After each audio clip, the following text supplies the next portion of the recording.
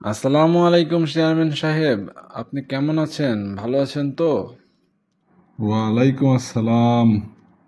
আমি তো আলহামদুলিল্লাহ অনেক ভালোই আছি। তুমি কেমন আছো? আর হঠাৎ আমার কাছে কি মনে করে? চেয়ারম্যান সাহেব, আপনি তো বলেছিলেন আমার ছেলেকে একটি চাকরি নিয়ে দেবেন। তো আমাদের পরিস্থিতি এখন খুবই খারাপ চলছে।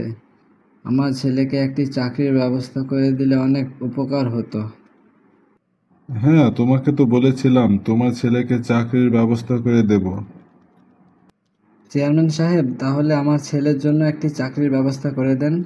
করিম মিয়া, তোমার ছেলের চাকরির ব্যবস্থা আমি করে দেব, কিন্তু এতে কিছু খরচা পানিরও বিষয় আছে। তো তুমি 5 লক্ষ টাকা নিয়ে এসো, তোমার ছেলের চাকরি আমি কনফার্ম করে দিচ্ছি। আমার কাছে তো কোনো টাকা নেই। চেয়ারম্যান সাহেব, আমার কাছে তো এখন কোনো টাকা পয়সাই নেই। আমি কিভাবে আপনাকে 5 লক্ষ টাকা দেব, আপনিই বলুন। আমার ছেলের চাকরির ব্যবস্থাটি আপনি করে দেন চেয়ারম্যান সাহেব।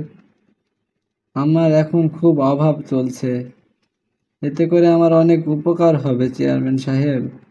টাকা পয়সা নেই তো আমার কাছে কি করতে এসেছো? যাও, বাসায় যাও, 5 লক্ষ টাকা ম্যানেজ করে তারপরে আমার কাছে এসো। শুধু ইলেকশনের সময় জনগণের কথা মনে থাকে, ইলেকশন শেষ হয়ে গেলে আর জনগণের কথা মনে থাকে না।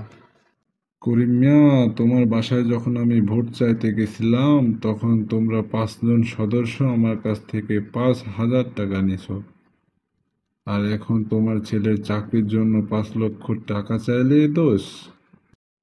চেয়ারম্যান সাহেব, শুনলাম এলাকার মানুষের আরামের ঘুম আপনি হারাম করে দিচ্ছেন। এগুলো কিন্তু আপনার কাছ থেকে আমি কখনোই আশা করিনি। কি বলছেন মাল্লু ভাই?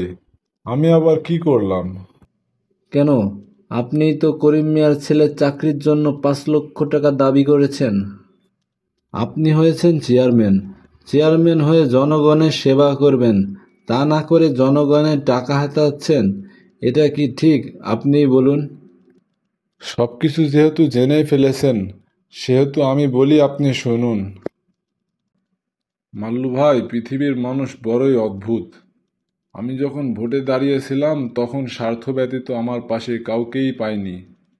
সবাই টাকার জন্য, সবাই নিজ স্বার্থের জন্য আমার পিছনে ছিল।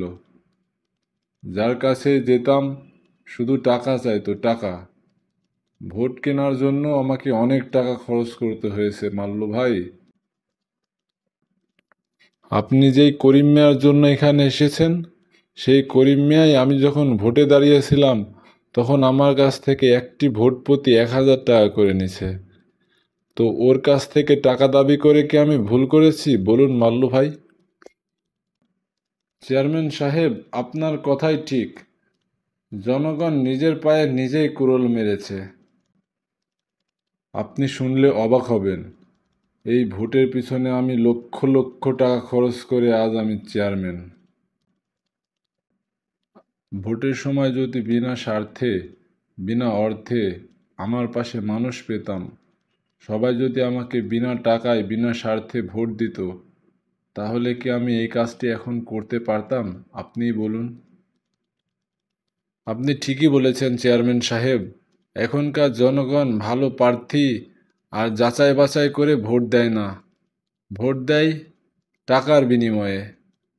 তো এমনটাই হওয়া উচিত এখনকার জনগণের জন্য।